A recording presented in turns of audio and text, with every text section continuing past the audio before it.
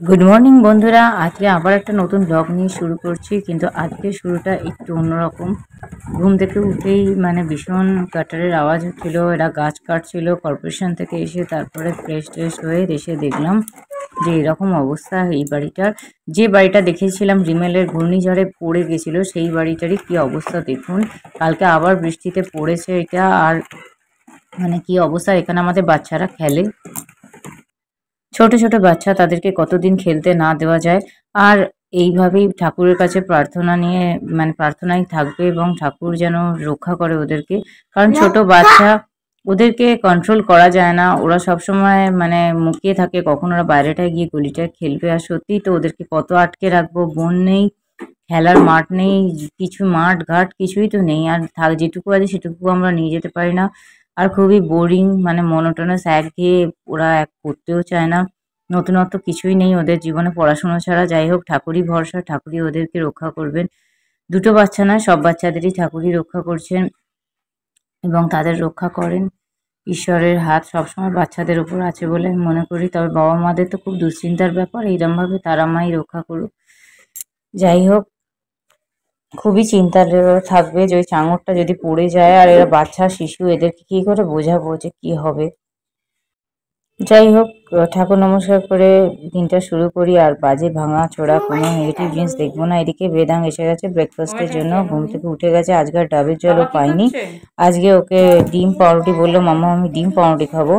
আজকাল ও ডিম পাউরুটি এগুলো খুব পছন্দ করছে। তবে ডিম একটা বাচ্চাকে অবশ্যই দেবেন। বাচ্চাকে ডিম দিলে খুবই ভালো। অনেক কিছু ডেফিসিয়েন্সি বাচ্চাদের মধ্যে হয়ে থাকে, যেটা ডিমে কিন্তু পূরণ হয়ে যায়। আমি আমার মাদারহুড জার্নিতে আমি এটা নোটিস করেছি। ডিম খাওয়া ছেড়ে দিয়েছিলাম কিছু বছর, আমার কিন্তু চুল দাঁত সবকিছু ভীষণভাবে এফেক্ট করেছিল। আপনারা সেই জন্য বলছি, নিজেরাও একটা করে ডিম খাওয়ার চেষ্টা করবেন। আর বাচ্চাকেও দেবেন। ডিমটা ছাড়ার পরেই আমার চুল দাঁতের মধ্যে অনেক অবনতি হয়েছে। ওদিকে বাবা বাবা উঠে পড়েছে, সবাই উঠে পড়েছে। বেদাং ব্রেকফাস্ট করছে। আর কেন গো বেদাংকে আমি ডিম পাউরুটি দিয়ে দিলাম, আর আমি চা দাদুর নিয়ে কেন বসে দিলাম। তুলবো না? এইভাবে আজকে দিনের শুরুটা হলো। কে বলেছে দাদু হিরো? দাদুর ভ্যালু আছে বলে আজকে তোমার ভ্যালু হচ্ছে। কে বললে তোমাকে দাদু জিরো? আমি হিরো, মাম্মাম জিরো। মাম্মাম কেন জিরো হবে? মাম্মাম হিরো আর তুমি জিরো। আমি জিরো না। তুমি দাদুকে জিরো বললে, মাম্মামকে জিরো বললে, তা তোমাকে কি করে নাম্বার দেবো? যা হওয়ার হলো। শোনো শোনো শোনো, খাও খাও খাও খাও, দুষ্টু করো না, দুষ্টু করো না। তোমাকে আমি জিনিস তোমার সাথে আড়ি না, আড়ি হয়নি। আমাদের আমাদের ভাব সবসময় তুমি হিরো, দাদুও হিরো, বাবাও হিরো, দিদা দিদি দিদুন মাম্মাম সবাই হিরো। আর ভূত জিরো। হ্যাঁ, ভূত জিরো, এটা ঠিক বলেছো। বাহ বাহ বাহ। এখন বেদাঙ্গে খাওয়া হয়ে গেছে, আর বেদাং রেগুলার অ্যাক্টিভিটির মতো আজকেও চলে এসেছে ঘরে। এবার ওকে কিছু টাস্ক দেবো, ওর খাট গোছানো। ঘরের লাইটটা জ্বালিয়ে নিলাম। আমার হাজব্যান্ড এখানে সাইবাবার ছবি লাগিয়ে রেখেছে, সব জায়গায় সাইবাবা। আমার হাজব্যান্ড সাইবাবার বিশেষ ভক্ত, এখন আমিও বিশেষ ভক্ত। তবে বেদাং এখন কতটা কি করবে, বেদাঙ্গের খুব একটা মুড লাগছে না মনে হচ্ছে। বেদাঙ্গার পড়তেও মনে হচ্ছে চাইছে না, খালি এই নোংরা শুয়ে খাটটাকে পড়ছে। বেদাং কত সুন্দর করে কি পরিষ্কার করবে করবে, ভাবছে। দেখুন ক্লিন দেখুন দেখুন, খুব করবে। একটা মনোযোগ নেই। এই কাজটা একটু বোরিং হয়ে গেছে, 2-3 দিন ধরে করছে তো। সেই জন্যে ও কিন্তু বোরিং চাদরগুলো আলাদা লাগছে করে ওর। নাও, দেখা হবে না যাক তুমি ও পারবে। করে কিনা, শেষ পর্যন্ত দেখি। ওইটাই উঠছে, কিন্তু ভিউয়ার্সরা দেখছে যে তুমি ভালো করে পাচ্ছো কি পাচ্ছ না। ওকে দেখে মনে হচ্ছে খুব একটা কাজটা করার ইচ্ছে নেই, সেই জন্য আমি পারছি কি পারছি না একটা চ্যালেঞ্জ দিয়ে দিলাম। আর এতেই কুপকাত, এতেই বেদাম কিন্তু ভিউয়ার্সরা দেখবে যে ও পারছে না, এটা পসিবল নয়। এটাই একটা বিশাল বড় একটা ব্যাপার ওর কাছে, যে ভিউয়ার্সরা দেখবে যে আমি পারছি না। না না, আমি আমি ডাউনে থাকবো না, আমি সবসময় ঠিক আপে করে। থাকবো। তো দেখুন, বেদাং স্টার্ট হয়ে গেছে, ইচ্ছে না থাকলেও এবার শুরু করে দিয়েছে। ওদেরকে এনার্জাইজ করতে হবে। আর দেখুন আপনাদের হাত নাড়ছে, ভিউয়ার্সদের জন্য কিছু করতে পারলে বেদাং খুব খুশি হয়। ওর এই ব্যাপারটা দেখেছি ছোট থেকে। আমি আমি যখন যেরকম যেরকম ব্লগ করতাম, ও কিন্তু মিডলে মিডলে চলে আসতো, আর আমি ব্লগটা বানানো বন্ধ হয়েছে। সেই জন্য শুরু থেকেই আমি অনেক কিছু বলার ছিল, বলতে পারিনি। তারপরে দেখলাম সব কিছুই ওকে নিয়েই করতে হবে। আমিও ওকে একটু একটু করে হেল্প করছি, ও করছে। কিন্তু খাটের কোনো কিছু ব্যাপারে আমি কিছু করছি না, আমি আমার অন্যান্য কাজগুলো করছি। আর দেখুন ও করছে কীরমভাবে, বালিশগুলো রাখলো একের পর এক করছে। এইটা বাচ্চাদেরকে একটা ডেইলি হ্যাবিটে করলে বাচ্চাদেরও ভালো লাগবে, একটা রুটিনটা একটা সেট থাকবে, একটা শিডিউল থাকবে। এই ঘুম থেকে উঠলাম, ব্রাশ করলাম, টয়লেট করলাম। যে সমস্ত বাচ্চাদের পটি ট্রেনিংয়ের ব্যাপার আছে তাদেরকে ছোটো থেকে একদম যদি বসান সকালবেলা উঠে একবার আস্তে আস্তে ওদের এটা হয়ে যাবে। আর কীভাবে এই ট্রেনিংটাকে ফাইনালি বুস্ট করবেন সেটারও টিপস আমি দেবো পরে।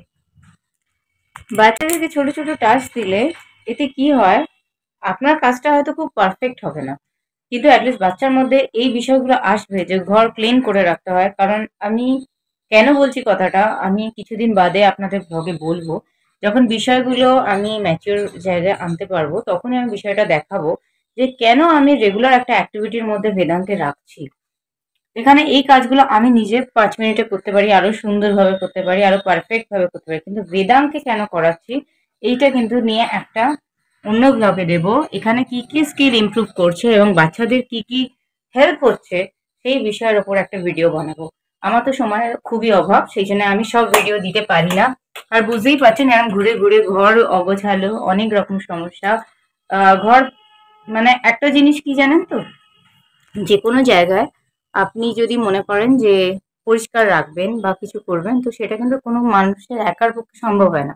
একটা ফ্যামিলিতে হয়তো 4 জনের পরিবার, 3 জনের পরিবার, 6 জনের পরিবার, তো equally 6 member, 2 member, 3 member, all the member বিষয়টা, এই যে আপনি যে পরিষ্কার করছেন এই বিষয়টার ইম্পর্টেন্স কিন্তু প্রত্যেকটা মানুষের কাছে থাকতে হবে এবং প্রত্যেকটা মানুষকে ইকুয়ালি সেইগুলো মেনটেন করতে হবে, তবেই একটা ঘর ক্লিন থাকবে।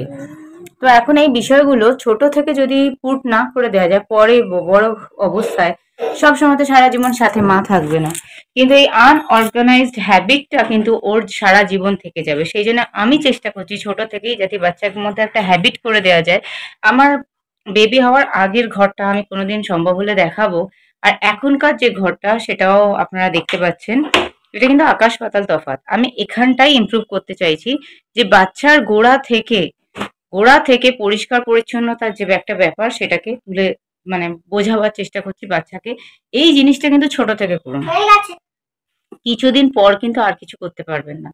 একবার বাচ্চা বড় হয়ে গেলে চাণক্য বলেছে 5 বছর থেকে বাচ্চাকে সবকিছু শেখাতে হবে। এবার প্রত্যেকটা বাচ্চারই দেখবেন কারোর হয়তো খাওয়া নিয়ে সমস্যা, কারোর পড়া নিয়ে সমস্যা, কারোর আচরণগত সমস্যা, সবারই না কিছু সমস্যা আছে। আপনি ভাববেন না যে কোনো বাচ্চারই কম বা বেশি। এক ঝলকে দেখে নিন বেদাং কি কি অ্যাক্টিভিটি করলো এইটুকু সময়ের মধ্যে, যতক্ষণে আমি কথা বললাম আপনাদের সাথে ততক্ষণ বেদাং কি কি করলো এটা একটু দেখে নিন। বেদাং এই খাটটাকে পুরোপুরি পরিষ্কার করেছে। এই বেডটা অব্দি তো ঠিকই আছে, কিন্তু তারপর একটা তারের ওপর কতগুলো চাদর পাট করে দিয়েছে। এইটা কিন্তু কোনো অসুবিধা নেই, বাচ্চা যতটা পারবে ততটাই করবে, কিন্তু প্রত্যেকটা জিনিসে ওকে এনকারেজ করতে হবে, পজিটিভ রিওয়ার্ড দিতে হবে। ভালো কাজ করলে ভালো, যেমন বেদাং এখন খুব ভালো কাজ করেছে। বেদাং এসো, বেদাং ভেরি গুড, খুব সুন্দর হয়েছে, ভিউয়ার্সরাও দেখেছে, খুব সুন্দর লেগেছে ঘরটা। একটু এসো আমার কাছে, একটা হামি। বেদাঙ্গের পজিটিভ রিওয়ার্ড হলো আজকে একটা হামি। বেদাং যে একটা ভালো কাজ করলো সেটাও বুঝতে পারলো। বাচ্চাকে সবসময় বোঝাতে হবে যে আপনি, বাচ্চাদের সবসময় বোঝাতে হবে যে তুমি একটা ভালো কাজ করছো। মায়ের রোল এইটাই। আর মা বলে না, বাড়িতে যদি 10 জন মেম্বার থাকে, 2 জন মেম্বার থাকে, একজন না যতজন মেম্বার থাকে, সবসময় কিন্তু তাকে এনকারেজ করতে হবে। সবসময় তুমি এটা পারছো না, ওই চাদরটা ভালো পাট হয়নি, হুম, এটা করা যাবেই না। এটা কিন্তু আমরা ছোট থেকেই মানে আমরা এগুলো জানতাম, কিন্তু এতটা মানে আমি যখন বেদাঙ্গের জন্য কাউন্সিলর কাছে গেলাম তখন কাউন্সিলরই বললো ওদের কনফিডেন্সটা গ্রো হবে কি করে। ওদের কনফিডেন্সের এক ধাপ এগোতে গেলে ওদের যে মেন্টালিটিটা আছে যে আমি পারছি না, আমি কিছু পারি না, এইখান থেকে বার করে ওকে বলতে তুমি সব পারো, তো এটা কিভাবে আপনি করবেন? আপনি সবসময় বলেন পারবে না পারবে না পারবে না, তো ওকে পারাতে হবে। ও যদি একটা চ্যালেঞ্জেও জিততে পারে সেটাও একটা মানে বিশাল বড় হয়তো 100টার মধ্যে একটাই পেরেছে, তাতেও একটা সেলিব্রেট করুন, বিকজ একটা পজিটিভ সাইড আপনি পেলেন, সেটাকেই আবার বাড়াবার চেষ্টা করুন, 2 করুন। এইভাবে বাচ্চাদের মধ্যে যে কোনো ডিসেবিলিটিকে আপনি এবিলিটিতে পরিণত করুন। যেটা ওদের উইক পয়েন্ট, আমি এটাতেই বিশ্বাসী, আমার আজকে যেটা উইক পয়েন্ট সেটাকে আমি কালকে স্ট্রং পয়েন্ট বানাবো। ওকে বাই ভিউয়ার্স, আমি এই পর্যন্তই। সেজে গুজে অন্য ইউটিউবার্সদের মতো আমি ব্লগ দিতে পারছি না, আর পারবো না, আমার সময় একদমই নেই। আমার যতটা যা আছে তার মধ্যেই আপনাদের সাথে খুব গল্প করি, খুব ভালো লাগে। আর থ্যাংকস ফর ওয়াচিং বেদাংস মম। আর আমাদের এত সাপোর্ট করার জন্য এত কম সময়ের মধ্যে খুব ভালো লাগে। আপনাদের কমেন্ট পেলে কিন্তু আরো ভালো লাগবে। আর যদি ভিডিওতে 1%ও ভালো লাগে প্লিজ একটু লাইক সাবস্ক্রাইব করে দেবেন। আমাদের মানে এই ভিডিওটা যে বানাচ্ছি তার মানে কি বলবো, এত কষ্ট করে যে বানাই, তখন যদি কেউ সাবস্ক্রাইব করে, কেউ লাইক করে, কেউ কমেন্ট করে, তাহলে এটা কিন্তু ভীষণ ভালো লাগে। শেয়ার করলে তো খুবই ভালো। যে সমস্ত বিষয়গুলো মনে হবে অন্য মায়েদের হেল্প হতে পারে, নিশ্চয়ই সেই ভিডিওগুলো শেয়ার করে দেবেন। যেমন মাছের গলায় কাটা, মানে গলায় কাটা বাচ্চাদের আটকে গেলে কি করবেন, এইসব বিভিন্ন রিলেটেড আমার চ্যানেলে আছে। প্লে লিস্টে গিয়ে চেক করবেন, একটু সাবস্ক্রাইব করবেন, তারপর প্লে লিস্টে যাবেন, parenting tips, parenting diet etcetera. আরো অনেক মানে video, N numbers of video আমার দেওয়ার আছে, কিন্তু সময়ের অভাবে দিতে পারছি না। ব্লগগুলোই দিচ্ছি, ব্লগ থেকে যেটুকু যা আমি শিখেছি আপনাদের জানাবো। যে সমস্ত মারা এখনো আমার থেকে 2-3 বছর পিছিয়ে আছে, মানে যাদের বেবিরা 2 বছর 3 বছর, তারাও চেষ্টা করুন এইভাবে বাচ্চাগুলোকে তৈরি করার। আমার মনে হয় আমি যে যে চ্যালেঞ্জগুলোর মধ্যে পড়েছি সেগুলো আপনাদের পড়তে হবে না। Okay bye viewers, see you then tomorrow, by.